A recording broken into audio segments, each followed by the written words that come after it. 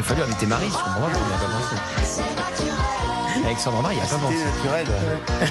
Et ça, c'est un jingle qui est signé Michel Berger. Alors, nous sommes avec Swazik Castelnerac. Quel joli nom. Castelnerac. Swazik Castelnerac. Et vous êtes experte en bien-être amoureux. C'est dire si vous nous intéressez.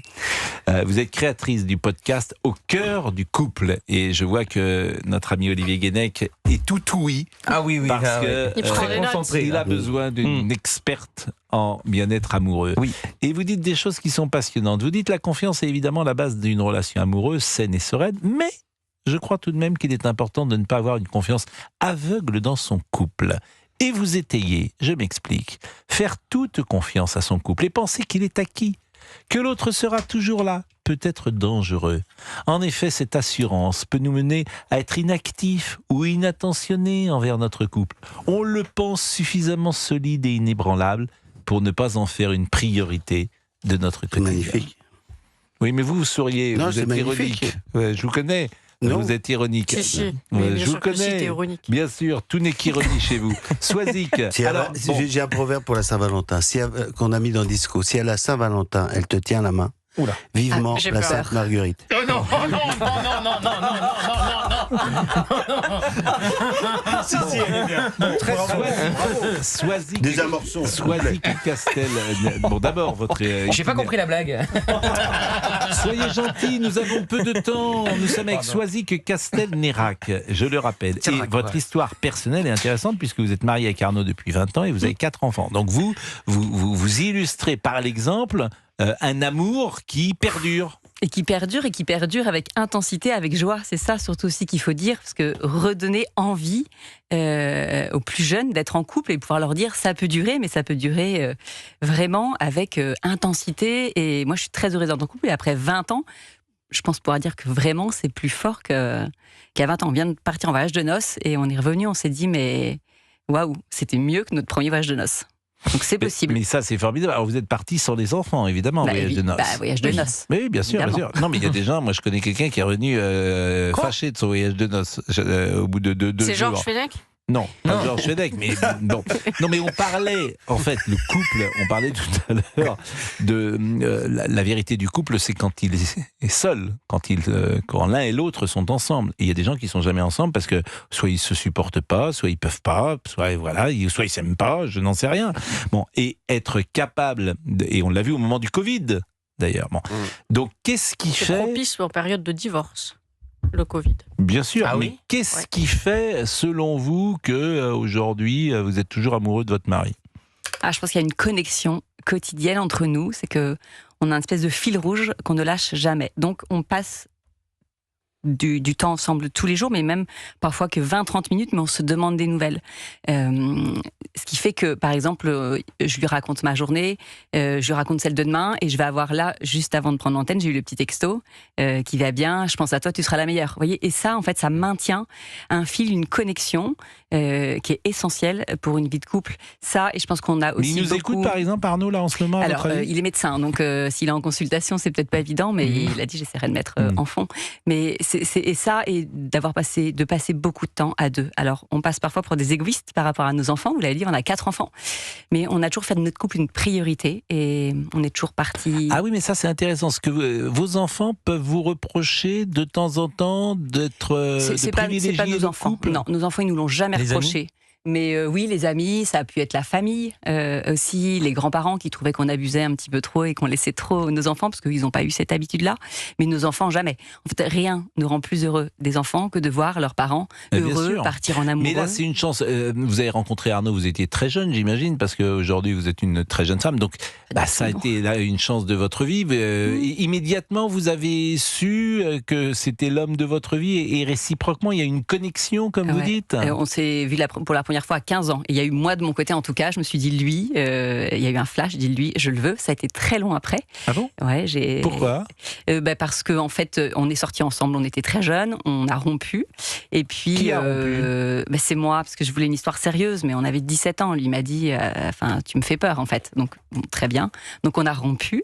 Et puis, après, on s'est dit qu'on était meilleurs amis. Ce qui nous permettait Donc, d'avoir... vous aviez eu des aventures après ? Oui, moi, j'ai failli me marier mariée justement. Et un mois avant mon mariage, en fait, Arnaud m'a rattrapée. Et donc, il m'a dit, en fait, c'est toi, la femme de ma vie. Donc, on a eu vraiment beaucoup de chance. Et ça, je pense que ça contribue au fait qu'on prend énormément soin de notre couple aujourd'hui. C'est qu'on sait qu'on aurait vraiment pu passer l'un à côté de l'autre. Ou alors, on se serait retrouvés et voilà, il y aurait eu de l'infidélité. Et comment vous qualifiez votre couple? Alors, vous diriez qu'il est équilibré, vous diriez que il y en a un qui, comment dire, est parfois plus leader que l'autre, que la place de leader change d'une année, pourquoi pas à l'autre. Comment vous le qualifiez, ce couple? Ouais, on est assez équilibré. En fait, la place de leader, elle change en fonction de nos talents et de nos compétences. Donc, par exemple, tout bêtement, sur les devoirs des enfants, c'est Arnaud qui est le leader parce qu'il est bien plus pédagogue que moi. Moi, sur l'organisation des moments à deux, en plus c'est mon langage d'amour, donc je vais plus prendre le lead. Mais après, quand j'estime que, vous voyez, ça me manque un peu et que c'est à lui d'organiser, je vais lui dire. En fait, ça c'est quelque chose qu'il faut redire pour les couples, c'est que l'autre, et même nous, alors que ça fait 20 ans qu'on est ensemble, on a tendance à croire que si on est amoureux, si on s'aime, l'autre doit deviner ce que l'on pense et ce que l'on veut. Et ça, c'est faux, quel que soit le nombre d'années. Donc, il faut exprimer nos besoins, il faut exprimer nos envies. Donc là, par exemple, pour la Saint-Valentin, dites-vous ce que vous souhaitez. Dites-vous si vous voulez aller faire un restaurant, dites-vous si vous préférez un dîner tranquille à la maison. Dites-vous les choses. Je suis d'accord. Et il y a un très bon indicateur, je trouve, où on voit qu'un couple marche bien, mais c'est vrai aussi dans la vie, dans la relation d'amour, c'est lorsqu'on a envie de faire plaisir à l'autre. Et lorsqu'on n'a plus envie de faire plaisir à l'autre. Là, il faut vraiment s'inquiéter de la relation. Mais c'est vrai, ça peut être vrai aussi avec un parent, bien sûr, pas qu'un ami, mais évidemment, davantage encore avec son amoureuse. Si vous n'avez pas envie de lui faire un cadeau, de lui faire plaisir, si vous n'avez pas envie de ce moment-là, là, de vous habiller, ou d'être en jogging. Ça change d'être non, mais c'est vrai que la séduction est clairement un signe d'un couple qui va bien, et c'est vraiment quelque chose à entretenir au sein du couple. Ben bien sûr, et puis vous avez parfaitement raison, parce qu'il y a parfois des couples qui se rencontrent, ils ont 25-30 ans, lui est beau, elle est belle, et puis le temps fait que lui va se laisser, ou elle va se laisser un peu aller, donc il va considérer que c'est acquis, et puis il y a tellement de choses aussi dans un couple. Quel est le plus dangereux selon vous dans un couple? C'est de devenir des parents. En fait, de n'être plus que des parents et de n'être plus amants. De se regarder l'un l'autre comme le père et la mère de nos enfants et de plus avoir ce regard. Et si vous n'avez pas d'enfants, c'est peut-être de ne pas en avoir alors. Mais si vous n'avez pas d'enfants, le risque... c'est de croire qu'en fait, il n'y a plus besoin de s'investir dans son couple. Voilà, c'est de ne plus être acteur, de ne plus s'intéresser à son couple, de ne plus s'investir dans son couple. Alors c'est vrai aussi qu'il y a une question qui est forcément taboue dans le couple, c'est le sexe, et il est possible parfois qu'avec le temps qui passe, l'érotisme s'érode un peu et que le couple arrive à un rapport plus sage peut-être, et puis même parfois... c'est quoi plus sage? C'est-à-dire, c'est Charles Ingalls et Marie Ingalls dans la petite maison dans la prairie, quoi. Il se passe pas grand-chose. Bon. Mais moi, je juge pas parce que chaque couple a sa vérité. Il y a des couples qui peuvent fonctionner très bien comme ça. Il disait que ça se passait encore très bien. Non, ils sont mariés depuis un mois. Oui, mais il a quand même plus de 70 ans. Je vous assure, je ne juge pas. Il y a des couples qui ont trouvé leur équilibre comme ça, et tant mieux pour eux. Tant mieux pour eux. Comme ça, c'est-à-dire c'est plus vraiment un couple. Non, mais c'est une question. Non, ils ont trouvé leur harmonie.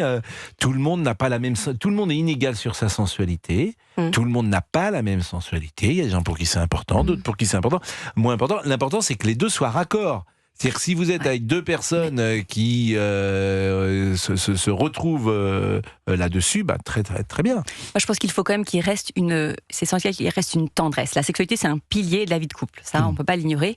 Donc, effectivement, quand la situation fait que, et dans une vie de couple, il peut y avoir des périodes où on est moins connecté sexuellement, et avec le temps, peut-être avec l'âge, encore moi j'aime pas trop ces idées-là, mais on peut effectivement avoir moins de besoins, mais il faut garder la tendresse, il faut garder la connexion physique aussi.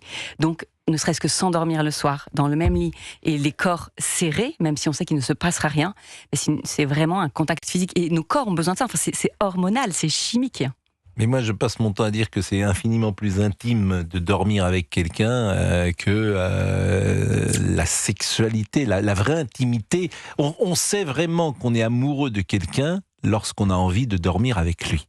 Voilà. Alors, je parle peut-être pour les garçons, peut-être que les femmes ont un rapport différent, mais il y a beaucoup de garçons qui ont eu des rapports sexuels avec des jeunes femmes, mais ils n'ont surtout pas envie de dormir avec elles. J'ai jamais compris. J'ai déjà entendu et jamais compris. J'ai jamais compris, si, parce que l'inverse existe aussi. Hein. Mais sans doute aussi. Il y a des femmes qui ont des rapports sexuels et qui se disent voilà, merci, il est 23h. On appelle un soir, non? Oui, si. Mais il me semble que le critère qui définit que quelqu'un a une place particulière, c'est ce que dit madame, c'est lorsque, quand tu dors avec elle, que tu t'endors avec elle, que je crois que c'est Caroline qui disait hier la position célèbre de la cuillère. Voilà, la cuillère. Mais c'est merveilleux de dormir avec quelqu'un qu'on aime. C'est sans doute une des plus jolies choses. On peut dormir avec n'importe qui, c'est pas. Mais il dort avec mes zouzous. Non, justement, on ne peut pas dormir avec n'importe qui. Pardonnez-moi. Je peux vous dire que ça ressemble à une drôle de cuillère. On ne peut pas. Allez, la pause. Excellent début de week-end. Vous êtes à l'écoute d'Europe 1. Pascal Pro et vous pour vous accompagner entre 16h et 18h.